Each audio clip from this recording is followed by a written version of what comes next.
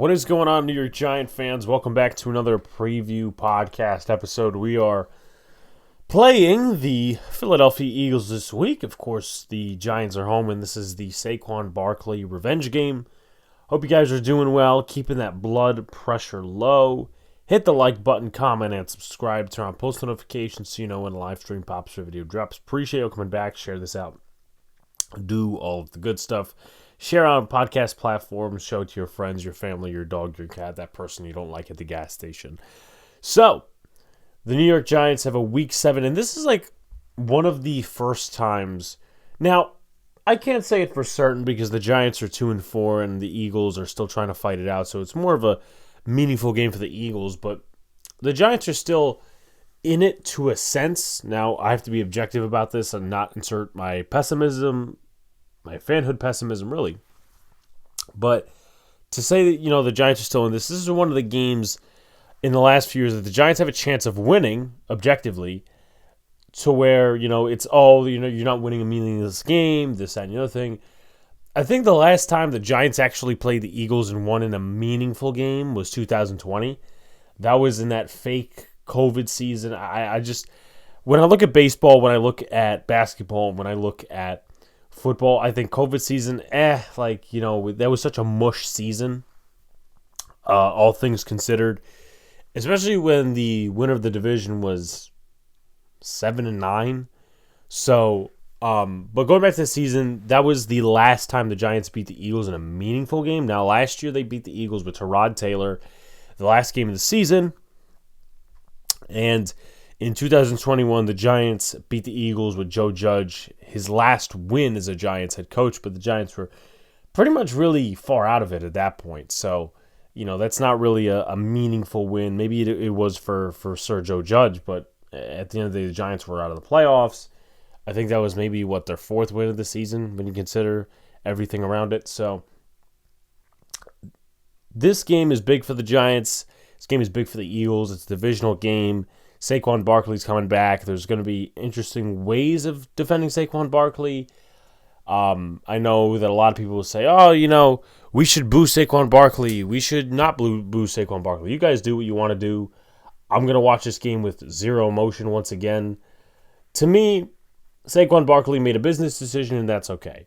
When the Giants haven't been a good team in a while, you really don't get sentimental about players leaving or, he did so much for us, then he goes to the Eagles. It's like, you could feel that way. I'm not telling anybody how to fan. It's just the Giants haven't been a good team in a long time, and, Saquon really doesn't owe him anything, especially, how everything went on Hard Knocks. So we'll see, man. We'll see how this game plays out. But we got to go get to the injury report, and we'll start with the Philadelphia Eagles first.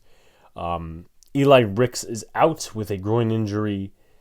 Dallas Goedert, he is out with a hamstring injury. And offensive tackle with a hamstring injury, he is out. That is Jordan Mailata. And that's going to be a key to the game against the Philadelphia Eagles. And Darius Slay, knee injury, he is questionable. I think he's going to play. He had a limited day Wednesday, did not practice Thursday, and full practice on Friday. So I would guess he's going to be there. And also defensive tackle Byron Young, he is out as well. And everyone else is pretty much off the injury report. Sidney Brown, Oren Burks, Jalen Carter, etc., etc. For the New York Football Giants, it goes like this. Brian Burns is questionable with a groin injury. He's been kind of dealing with a groin injury for the last few weeks. Jamie Gillen is out again with a left hamstring injury, so you will see Matt Hack. Dexter Lawrence is questionable with a hip injury. Both him and Brian Burns did not practice Wednesday, Thursday. They were limited on Friday, so hopefully they could go. Dane Belton is questionable with an illness, so there's that. Adoree Jackson, not questionable. He's out with a neck injury, which was, all of a sudden Wednesday, it seemed like he was fine. And then Thursday, Friday, he popped up on the injury report. So Ty Summers, Slayton, Devin Singletary's coming back from the groin injury. Wan'Dale Robinson is fine. Malik Neighbors is coming back, which is pretty big for the New York Football Giants. That's pretty much that. So the Giants, outside of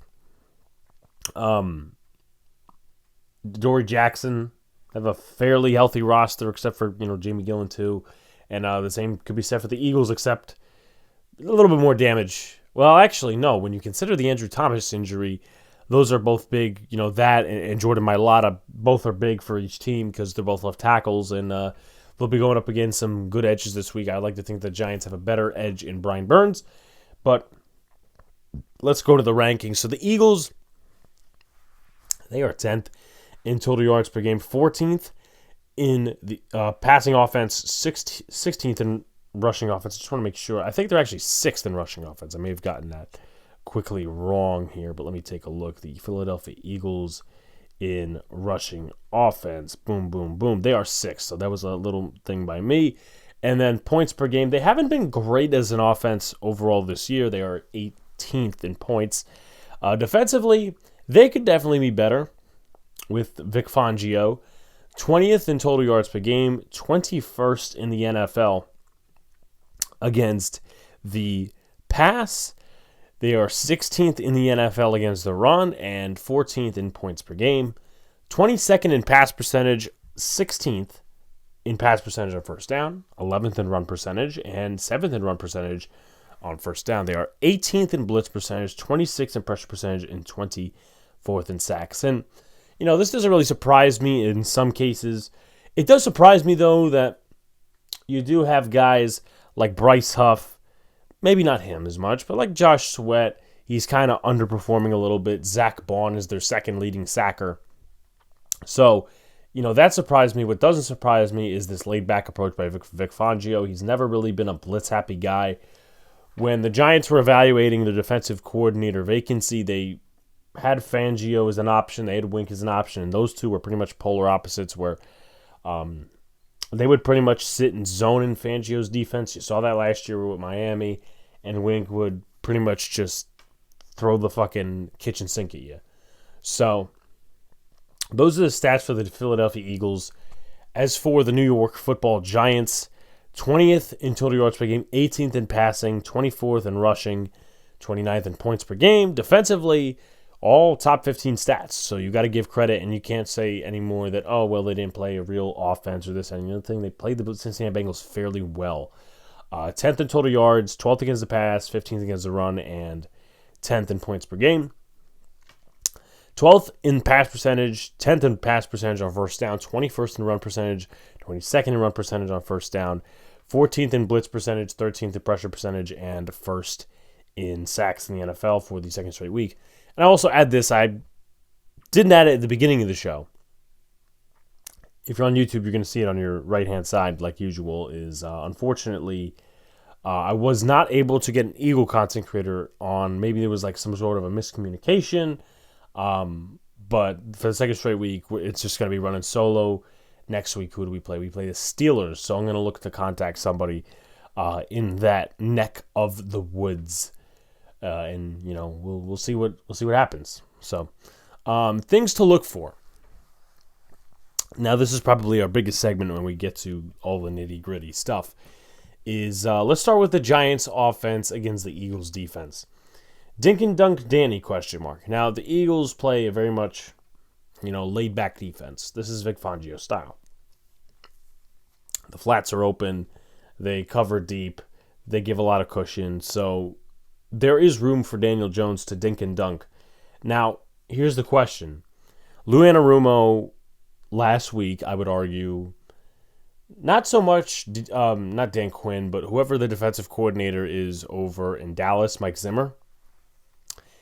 Zimmer didn't do it as much. Anarumo did it last week. Anarumo put a blueprint across the NFL of how to stop Daniel Jones in the Giants offense. Jump on the short throws, stack the box. They run their gap scheme, the Giants offense, and Daniel Jones will run. So it's a tale of what Vic Fangio is going to want to do.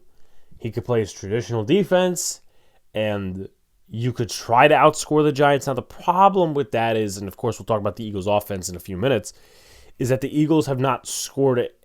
I think they have not scored either in the first quarter or they have not scored a touchdown in the first quarter.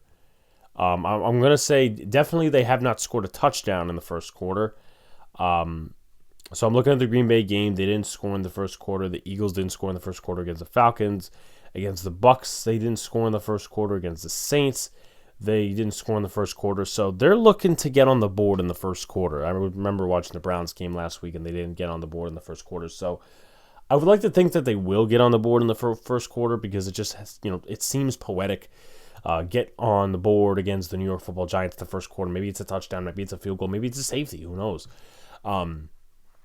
But going back to the Giants' offensive ways, I definitely think it's a dink and dunk game. Now, the Giants could, I guess, stay inside that game plan. I don't see them taking gazillion deep shots because they'll probably defend it deep. Now, you could probably stick with Singletary and Tracy in the running game in your DAP scheme. I kind of think that's like the same plan as dinking and dunking with Daniel Jones, which he does anyway. He doesn't really do anything outside the X's and O's, so I think it's going to be a low-scoring game. It's not going to be this high-powered offensive, juggernaut match. But I think that the Giants will stick to their dink and dunk ways, and you'll have your Devin Singletary stuff. So now I know, again, repeating myself, but this is what the Giants offense is going to do. Now, again, are the Eagles going to jump on those passes? Are they going to be a little bit more aggressive? Are they going to stack the box? Very much possible because, Malik Neighbors is a threat. We know that, right? Darius Slayton, he doesn't really scare you as much. Wan'Dale Robinson's also there, but Malik Neighbors is your biggest scare. Do you want him going one-on-one? Maybe with safety help or not against Darius Slay. Do you want Slay and Neighbors going at it with each other? I don't know if you're Vic Fangio and you want that, but the Giants are not this team where it's you're convinced it's run and then pass. The statistics and the analytics show that the Giants have switched from that the last 2 years and have become more of a pass-dependent offense, but of course they've had to incorporate the running game a little bit more than they want because Daniel Jones can't throw for 40 times a game. And not to mention, the Giants are looking for their first win at home since the Eagle game last year. So put that in your pipe and smoke it. Maybe they're due. Maybe they're not due. So now when you talk about the offensive line, they are a little compromised because you do have the rest of the O-line on the 4. You have Josh Azudu. Now, personally, the Giants are trying to win football games. So in reality, I've come around to say that it makes sense to play Azudu at left tackle over switching Illuminor than Neal. Though I think it would be less disastrous to put Illuminor at left tackle and right tackle Evan Neal. Of course, Chris Hubbard was signed off of the practice squad of, I believe it was Tennessee or San Francisco. I want to say it was San Francisco. But they'll definitely be chipping Azudu's side. They'll definitely be doing a couple other things to his side. Tight end help, this, that, and the third. I would regularly say, okay, our offensive tackle. Now, if I'm going to look up the Eagles' depth chart for 20 seconds, it's been updated regularly. If I'm looking at their right defensive end, which, well, actually, they just listed as both edges. So you got Bryce Huff and you got Josh Sweat. Now, Sweat could come off the left side. He's done that before against Andrew Thomas. And, you could have Huff on the right side or you could have vice versa. So Josh Sweat, I think he still, has a, what do you call it? He has a, he's gonna dominate Josh Azudu either way. That's just my personal opinion if he's on that side. Now, if Bryce Huff's on that side, I think it's a 50-50. Could also be a 51-49 or a 60-40 in favor of Bryce Huff because, let's face it, Huff got paid a shit ton of money this offseason, and he hasn't played as many snaps as people thought he would with the Philadelphia Eagles. Of course, it was like a mini trade. It wasn't really a trade, but Bryce Huff signed with the Eagles. Hassan Reddick signed with the Jets and, actually got traded to the Jets, so, we know how that ended. But he's played 45% of the defensive snaps this year, which is second in terms of career highs to when he was playing with the Jets in 21. He got 51%. And last year he had 10 sacks And the years before that, he had 3.5, 2, and 2, and he's got half a sack this year. So he's probably going to get more than the first 3 years, of course, but he has to look ideally. And of course, Vic Fangio's probably in the film room with him studying Josh Ezeudu. Josh Ezeudu is terrible with his hands. His footwork is pretty good. He's got fast feet. But other than that, his upper chest is very vulnerable. Now, you will get to see Ezeudu in more of a time frame and a period of play under Carm Brassillo, because you only saw, you saw in training camp where he sucked. You saw in the preseason where he sucked. Now it's, okay, you are 6 to 7 weeks in. You've been practicing with the team. You got some snaps at left tackle in practice. Show us what you got. And Ezeudu has one more year on his contract after this year, and then he's pretty much set into the wild. But again, Bryce Huff could either be very, very quiet, and that would be very frustrating for the Eagle fan base and the Eagle coaching staff and the Eagle reporters, whoever. Or he could dominate Josh Ezeudu, and all of a sudden it's, well, we don't have a left tackle again, and we could look to move somebody. So, we'll see what happens, but that's what I'm thinking as far as the Giants' offense against the Philly defense. Now, if you take a look at this Philly offense, again, mentioned it before, I'll mention it again. They have not scored in the first quarter of these games. They're going to look to get on the board. What is their way of offense? Was the Giants' way defense? Now, Philly pounds the ball really well. There's been inconsistencies with the running game. We'll talk about Saquon Barkley and his statistics in a second, as he's got 4 touchdowns on the season and 5.3 yards per carry, but they run the ball really well. It's going to be interesting to see what they do in certain situations. Now, I'm going to say this. The Giants have faced some pretty bad rushing teams over the course of 4 weeks. Chase Brown and Zach Moss wasn't really a good duo to judge it off of. Jerome Ford against the Browns. The Seahawks with Zach Charbonnet and Kenneth Walker. And also you have the Cowboy game where you had Zeke Elliott and Rico Dowdle, who, that was probably, you consider those 4 performances by the New York Football Giants, that was probably the worst run defense performance in those stretch of games. So they could pound the rock, and maybe they have success. And I'll counter that with, do the Giants play a stack box? Now, here's the thing. You're leaving yourself vulnerable if you do play a stack box. The Giants traditionally, as far as I can remember, in most situations, really don't play with a stack box. I mean, you could probably take Pinnock and move him down, but you're also leaving Tyler Nubin to be in a situation where he's going to be double covering a guy. And I don't really want to leave him as the lone center field safety. I actually would switch it. Drew Phillips, Nick McLeod, Tyler Nubin. I'd rather have those guys in the box. And again, the Giants defense has played well. Hopefully Dexter Lawrence can take care of the inconsistencies that he's had over the course of the years against Philly, because he's never really had that dominating game against Philly. Against Washington, he always takes care of business. Against Dallas, a few times he's been here and there and around the square. Philly, I can't really remember him having a dominating game. So hopefully this game against Cam Jurgens, who is known to have these bad snaps and these high snaps early in the game, you have to set the tone on defense. So, if you're the Giants, do you take the ball? Do you give the ball away? I'd probably give the ball away, because as bad as your offense is, their offense is also bad, and your defense is pretty good. So, do the Giants play with stack box? You just have to be smart with who's in the box. Now, if you're talking about wide receiver coverage, you're probably going to go out there, their slot Jahan Dotson against Andrew Phillips. I have full faith and confidence in that matchup. You're probably going to see, it's a tale of two things, and of course it's going to be the obvious two things, whether it's Deonte Banks on A.J. Brown or Deonte Banks on Devonta Smith. Personally, you could probably see, actually, let me go off my opinion before we, debate, is I think that Deontay Banks would be better suited against A.J. Brown. Me personally, I know he's had some rough games this year. He had some rough games last year. But, sometimes he does work better against those big receivers. DK Metcalf in Week 5 was a prime example of that.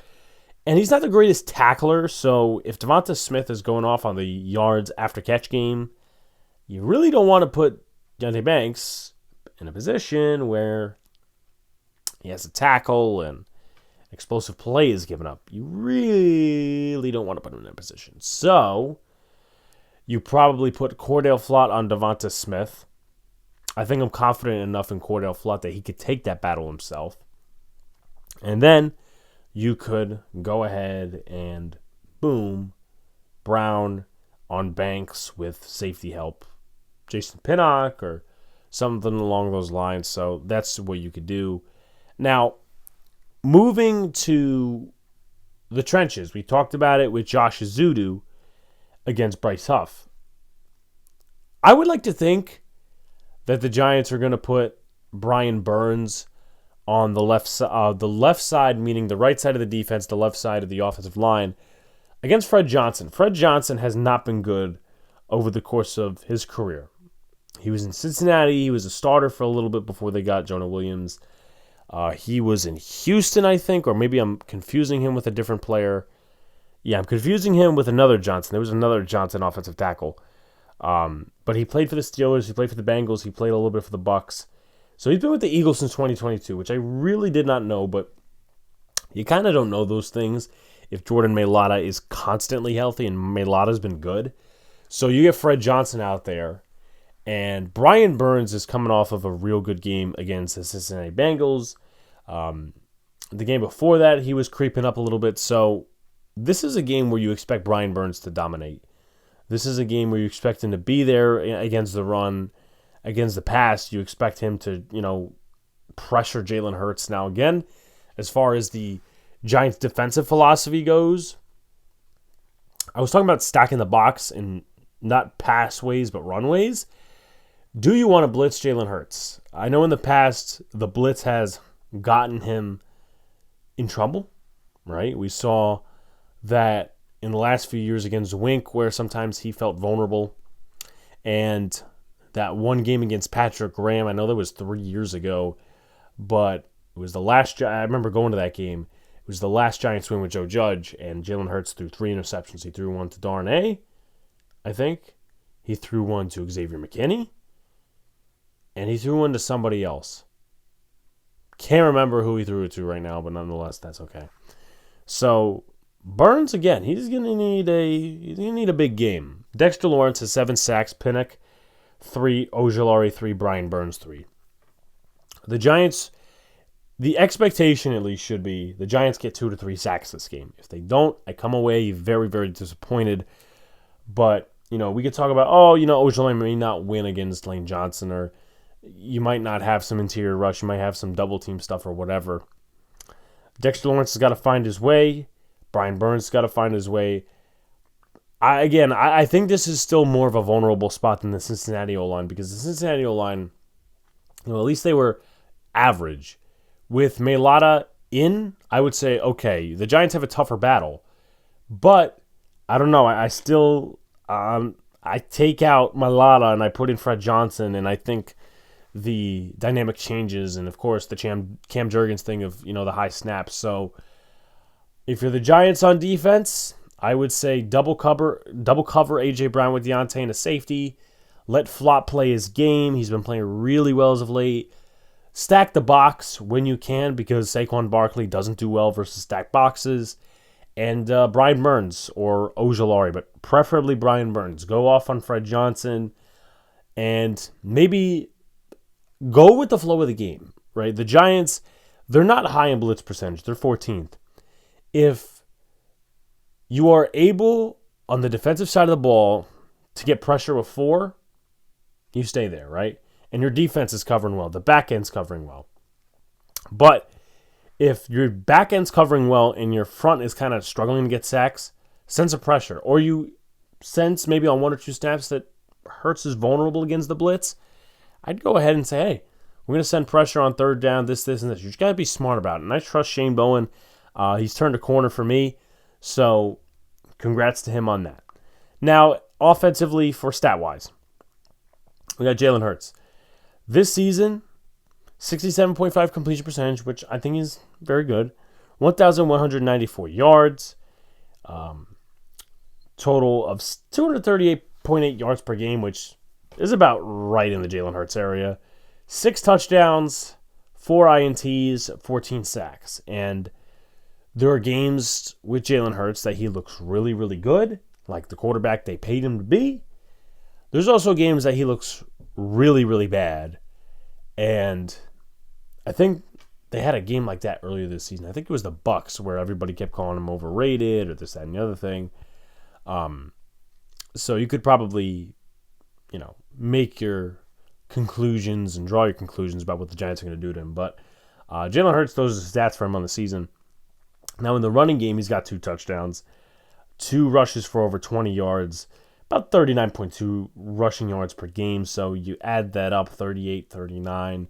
Do the math on that. That's 277 scrimmage per game. About 3.5 yards per carry, 2 touchdowns. Now you go to Saquon Barkley, who doesn't have a fumble this season. So the Giants, let's take a look at that. Forced fumbles in the NFL. The Giants are probably next to last, if not last already, in the interception category because they only have 1, and that was Darius Moussaoui. But they forced a number of fumbles. This is kind of like the first year in the Wink defense, where the Giants were really not forcing too many interceptions, but they forced a lot of fumbles. So the New York Football Giants currently rank in takeaways. They rank 5th in fumbles specifically. Now in total takeaways, they sink a little bit towards that middle of the list with the Jets because of the amount of non-interceptions that they have, but they are 5th in forced fumbles and actually acquiring those fumbles. Bobby Okereke, DK Metcalf, the fumble last week with the Bengals game, right? So, listen, the game could definitely change on the back of, okay, you stop the run, Saquon Barkley is getting stonewalled. He's got a mission in his head that he wants to go ahead and destroy you, even though he said in the presser, I got respect for New York and this, that, and the other thing.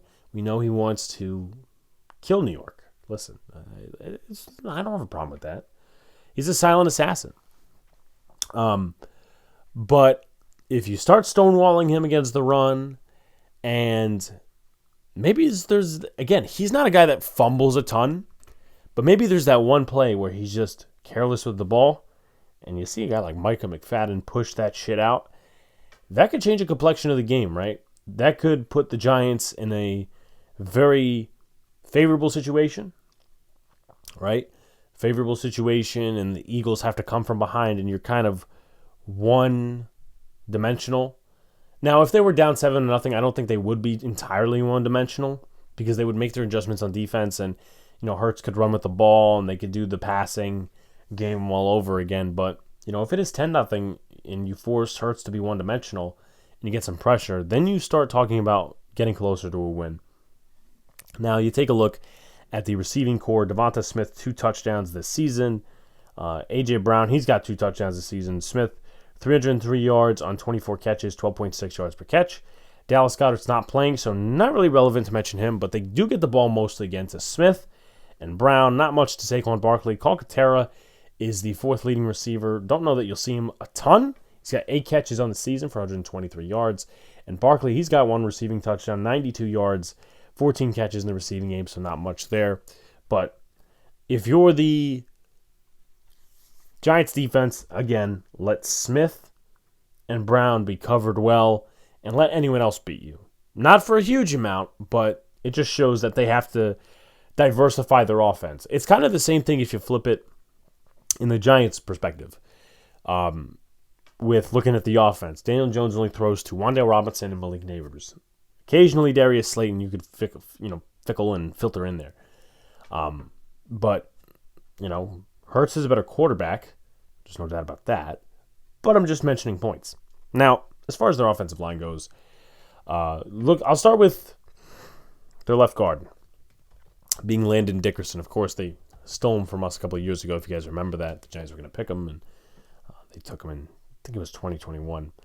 But Fred Johnson this season, 2 sacks, 2 penalties, 124 offensive snaps played. Now you take a look at left guard, Landon Dickerson. Was going to start with him, but I found Fred Johnson's page. 1 penalty, 3 sacks. Cam Jurgens, 3 penalties, no sacks. Mekhi Becton, no penalties, which is a surprise because he does commit a lot of penalties in his past. But, again, of course, converting to the guard thing. 3 sacks, and, of course, Lane Johnson, 3 penalties, no sacks. So you take a look at the defense. Bryce Huff, 4 tackles, 5.5 sacks, that's half a sack. 2 quarterback pressures and 1 quarterback hit in 45% of the snaps. You got Jalen Carter and Jordan Davis. Those guys are more run stoppers, but they've had solid production. Decent production, I should say, this far when it comes to the front. Jordan Davis, 9 tackles, 2 TFLs, 1 sack, a quarterback pressure, and a quarterback hit. You have Jalen Carter, who's done more of the work, 10 tackles, 3 TFLs, 1 sack, 8 quarterback pressures, 5 quarterback hits, and 3 pass deflections. And Josh Sweat, 13 tackles, 3 TFLs, 1 sack, 6 quarterback pressures, and 1 quarterback hit. Now, as far as the secondary goes, Nakobe Dean's also been not great in coverage. So, if you have a guy like Tyrone Tracy lined up against him, if you have a guy like, I don't know, use the tight end a little bit more, Theo Johnson, maybe you could, go out there and make some things happen explosively. Nakobe Dean this season, he's got 38 tackles, 165 yards allowed in coverage, 83.3 completion percentage, 104.9 passer rating, but has yet to allow a touchdown. So you move to the secondary. I just went off the secondary for 1 second just to get to Nakobe Dean. But you go to Darius Slay. He's got 2 pass deflections this season, 68.2 completion percentage, 2 touchdowns allowed, no interceptions, 135 yards, and 114.8 passer rating. So pretty much in the middle if you're Darius Slay. No James Bradbury. He's been on IR for the first few games. Kenyon Mitchell. Now, I will say, if Bradbury was playing this game, it'd be a little tougher because Bradbury likes to jump routes in these zones, and he knows Daniel Jones, and he actually picked him off in that playoff game. So you got Kenyon Mitchell, 6 pass deflections this season. He's got a really physical attitude about him, and I really like that. I wanted to draft him possibly, but of course the Giants had the quarterback need, they had a wide receiver need. If he ever fell around to, I would have shouted from the absolute rooftops for the New York Giants to go get him, but of course he's in Philly now alongside Cooper DeJean. But you look at Kenyon Mitchell's stats, he's got a 70.6 passer rating allowed, 6 PDs, a 48.3 completion percentage allowed, and 197 yards. So he's having a really good season to start. Again, physical corner, all that sort of good stuff. And Cooper DeJean, who really hasn't played too much, he's starting to get in the snaps now that there's injuries. 19% of the defensive snaps, that's 60 all season. 50% completion, which is really 2 of 4 quarterbacks are against him. 68.7 passer rating and 24 yards allowed. So that is that. Now, let's move to the final stuff. The keys to win. Oh, what are the keys to win? Number 1, I think you got to take what the defense gives you. Take what the defense gives you and score points out of that, but also keep it and I know it's like a bunch of shit that I'm compiling in just a one key. But you got to have a good time of possession game. You got to be efficient on offense. You don't got to be spectacular, but you got to be efficient on offense. Keep it to a low scoring, time of possession, not a barn burner, but like a grit and grind game. So in that case, be efficient on offense, run the ball effectively, time of possession. Number 2 is defending the run. This Eagles team is 6th in rushing offense. We saw what the Washington football team / Commanders did to us in week 2 with Brian Robinson and all the other backs that they have. You don't want this to turn into a Saquon Barkley parade up and down the field. You don't want that to happen if you're the Giants, if you're a Giants fan, or if you're John Mara. You don't want that to happen because that's just going to look even worse on your decision. So you got to defend versus the run. Stack the box. If you don't want to stack the box, just play your keys, play your gaps, and do all the good stuff. Number 3, in my opinion, is get to Jalen Hurts. I don't know what his specific stats are against the blitz. The reason why I say that is in terms of like get to Jalen Hurts, that's a key, is because Fred Johnson is the left tackle. Fred Johnson is the left tackle. Brian Burns is going to be lining up on his side. There's no reason that Brian Burns shouldn't at least get a sack this game or a few quarterback pressures. Affect Jalen Hurts. Because if you defend the run, you make the Eagles one-dimensional. Jalen Hurts can't go off into his, little groove, and he can't run the football. He can't do this. And one thing as well, you got to keep them in 3rd and longs and 4th and longs. Now, 4th and longs, obviously, that's a situation if later in the game, right, the Giants are up by, 10, 7, 14 points, which they really haven't been up by too much.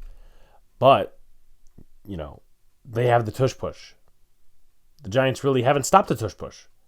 I don't think many teams have stopped the tush push. That's a tongue twister, if you will. Many teams have not stopped the tush push. So, force them into 3rd and long. Don't put them in 4th and 2, 4th and 1. You want to stay out of that. 3rd and 1, 3rd and 2. You want to stay out of that because there are situations where the Eagles will get dumb and they will get in their own head. Just like the one game against the Falcons where 3rd and 1 they decide to throw a pass to Barkley. He drops it and that changes the complexion of the game. And you have times like that and you have times like where they're smart and they do the tush push. So keep them in 3rd and long, but you got to get to Jalen Hurts in order to force that to happen. So, as I said earlier, unfortunately, I don't have an Eagles guess. I was supposed to, but I guess there was a miscommunication in between the times. I don't know. With that said, score prediction. I don't really see the Giants winning this game per se. I'm not going to pick them until they stay consistent. I could be wrong. The Giants have proven me wrong on multiple occasions in a negative and a positive way. I'm probably 2-4 actually when you think about it. I'm 2-4 this season when I pick the New York Football Giants. I was right against Dallas. I was right against the Bengals. I was wrong against the Seahawks. I was wrong against the Washington. I was wrong against the Browns, and I was wrong against the Vikings. So 2-4, just like the Giants record. But I think the Eagles are going to win this game.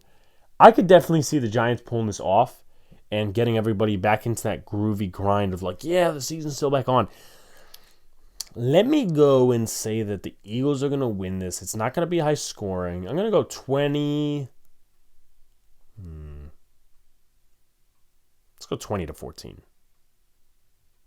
that enough? 20-14. 2014 Eagles. Like, comment, subscribe, turn on post notifications so you know when a live stream pops or a video drops. I appreciate y'all coming back. Of course, we'll be doing the Yankees games, of course, throughout the playoffs. We're doing one tonight. Yankees and Guardians for game number 5. We appreciate you guys for coming back, tuning in as usual. Hoping to get a Pittsburgh Steelers guest next week. I'm actually going to reach out to them now. But again, appreciate you guys. Talk to you soon.